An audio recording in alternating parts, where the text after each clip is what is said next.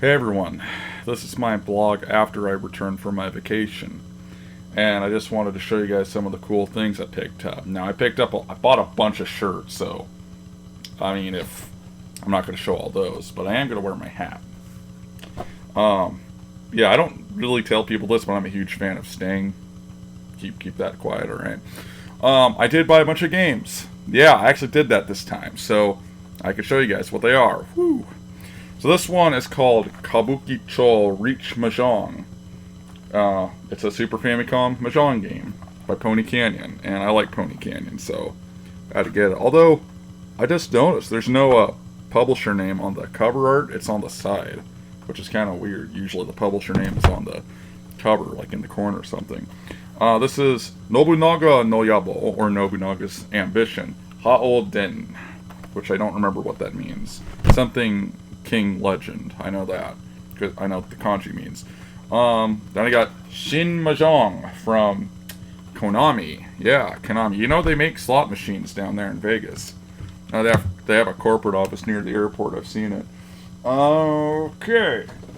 Then we got Super Loops. I think this is one of the first Super Famicom games I actually bought, but I only had the cartridge, and now I have the complete thing, and it was only about $20, so what the hell, you know? And then I got Shogi 2, or Super Shogi 2 for the Super Famicom. Yeah, it's not just Shogi, it's Super Shogi, and that's what matters. Yeah. Anything else? Yeah, I got a couple Famicom games and a couple DOS games and stuff. So I got since I bought 94 in Vegas last year, I bought Famista 92 and 93 for the Famicom. These are good baseball games though, so they're pretty much improvements of the RBI baseball games. First thing I have, this is more like a piece of software, but this is the Dungeon Master's Assistant for AD&D. I just realized this one was $100. I misread the tag. I was wondering why the price was so high when they were ringing me or checking me out. That must have been the reason. Oops. Then I got Shadow Sorcerer for DOS. For some reason, actually it was the last game. It came with the clue book for Pool of Radiance, which I already have, but I'll gladly take another one. So that's an awesome little add-on with it. And I think this one comes with like a, or maybe it was the other one. No, this one comes with a book. I don't know if this is actually supposed to come with it or not, but it comes with the Dragonlance novel Wanderlust. So I don't know if that was included in the game when it came out or not, but it's still a pretty cool little extra to have. Okay, gotta figure out where I'm putting everything.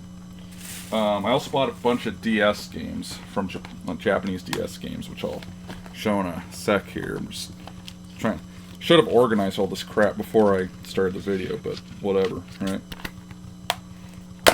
All right, but here's this is DS Nishimura Kyotaro Suspense 2. It's like one of those like horror themed games. They actually made these for the NES. I think the same kind, Nishimura Kyotaro Suspense.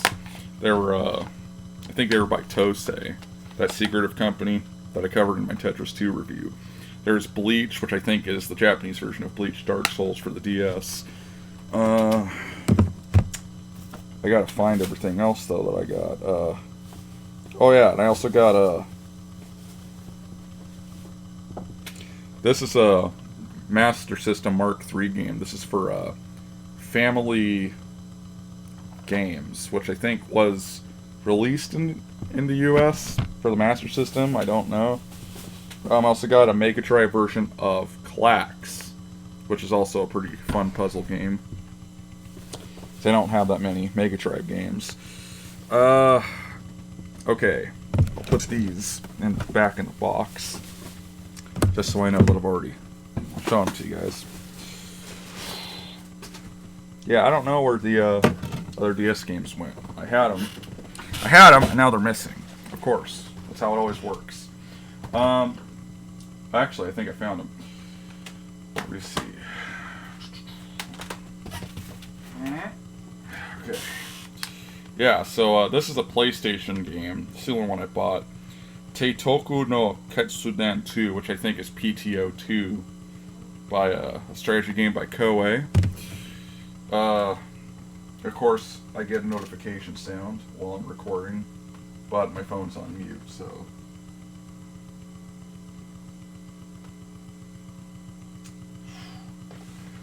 And I gotta end this video really quick, so, I accidentally bought a second copy of this. I thought this was the first game, which it's by the same developer, but I think it's like the Japanese version of Elite Beat Agents. Yorozuya Daisodo. That's an interesting one. And then Kaite Oboeru Doragana, which is like a Doraemon themed game. I think it teaches you kanji, which for me, that's really good. And then I bought a bunch of PC Engine games because I need more of them. I mean, I really don't have enough games to play. So here's Jack Nicklaus Turbo Golf, or that's what the US title is. I like this game because it actually has the music and sound effects are done by my favorite game developer from Japan, Advanced Communication. You know, Dr. Jekyll, Mr. Hyde, Dino Wars, that sort of thing. This is Sadakichi 7, which, as far as I know, is kind of like a spoof of like the James Bond franchise. I guess it's kind of like a Japanese version of Get Smart. Pachio-kun, which I believe was developed by Marionette, my favorite game developer. Well, they made my favorite video game, Pool of Radiance. This was cheap, so I just picked it up. The Tennokoe Bank. I don't know I think you need the CD system, which I don't have currently, but I'm planning to get that. And then I got World Circuit, which I own on the Famicom as Family Circuit and Family Circuit 91, because there weren't enough games in the franchise, which is a pretty decent game. And I think that's about it. I had a really good trip. In fact, I don't think I could have asked for a better birthday. So, I'm going to talk to people about this. Let me open the door really quick, just in case the mailman comes. One sec. I want to make sure.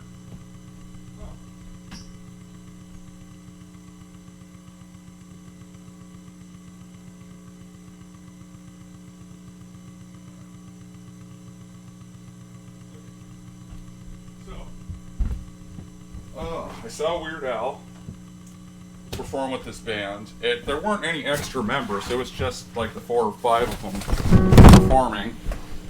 And they sounded really good. They had to sit down. And before that, there was a stand-up routine for like about half an hour from Emo Phillips. He's a pretty funny guy. You know, he's got the weird voice or whatever. I can't do a proper... he's gonna kill me for doing that bad impression, but... yeah, Weird Al sounded awesome. Now, the way we met him was weird. Me and my father got to meet him. We got our poster signed. So, you met him twice. The first time, you got this picture with him. Now, I guess him or the other band members or whatever got COVID during the tour. So they wanted to be safe. So they put him behind this barrier, this plastic barrier. And he got your photo with him there. However, what they did was edit out the barrier so it doesn't look like he was separated. Then you met him a second time to sign the poster, which I actually videotaped. I might upload that later. And he was what I heard. I mean, he was a really nice, down-to-earth guy. You know, he was really nice with me, and I didn't take up too much of his time. I think I talked to him for like 1 minute. Again, it's recorded, so he was just a really, really sweet guy. And I mean, I don't think Al would be watching this, but if he is, thank you so much. You're such an inspiration. And like I told him, Running with Scissors was the first album that I ever heard from him, and I was a fan ever since. I also brought up the Japanese albums that I own of his, and he was like, yeah, I didn't even know my stuff was released in Japan until I went there. So it's pretty funny.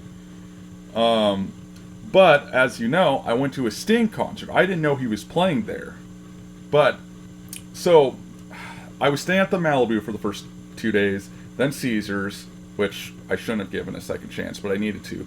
And the third was Treasure Island. Now, so, the first day, I went to Gordon Ramsay's Steak, which was like $200 for me and my father to eat at each.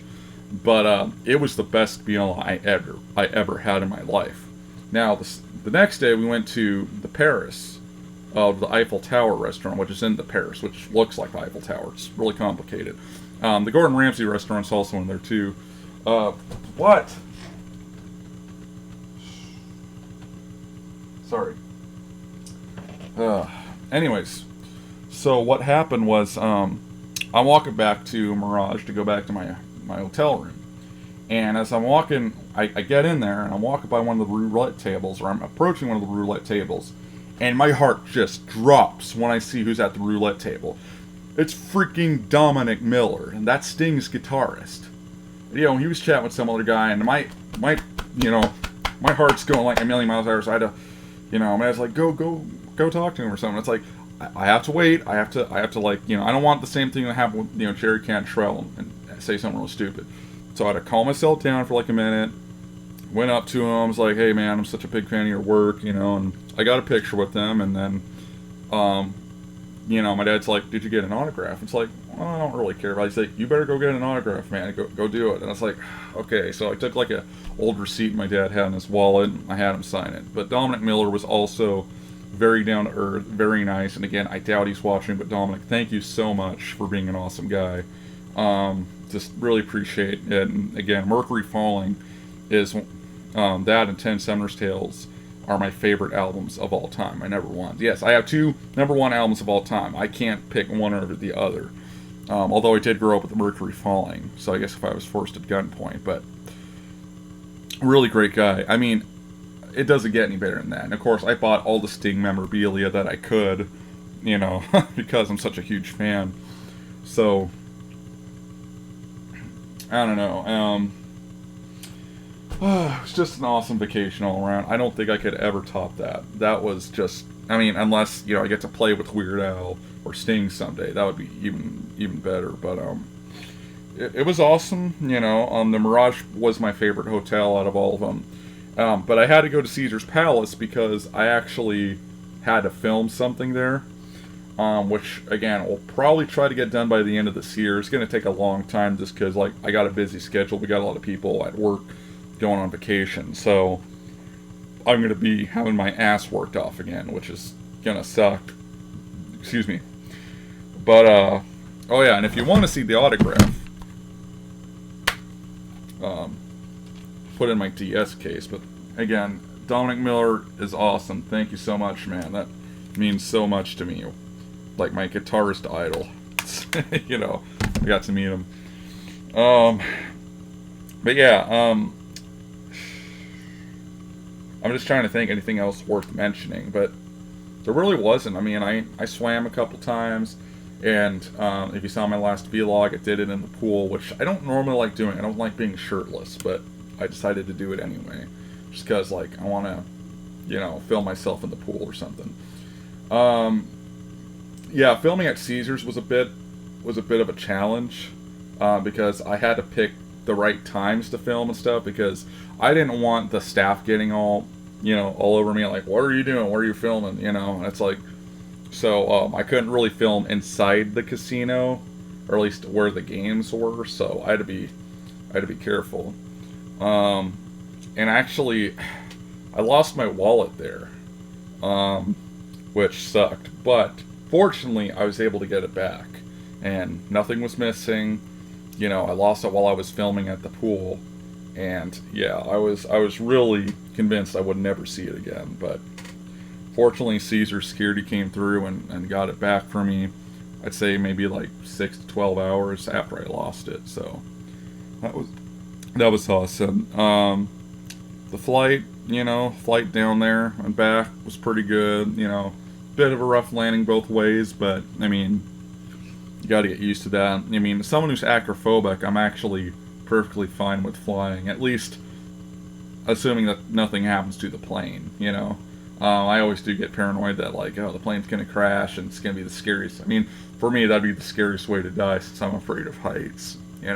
So maybe I seen too much of that scene from Final Destination or something, but. But anyways, I'm gonna go, and I'll see you guys later. I have one more birthday present, which I'll demonstrate later. I haven't got it yet, but soon. See you guys later. God bless. Peace out. Have a good one.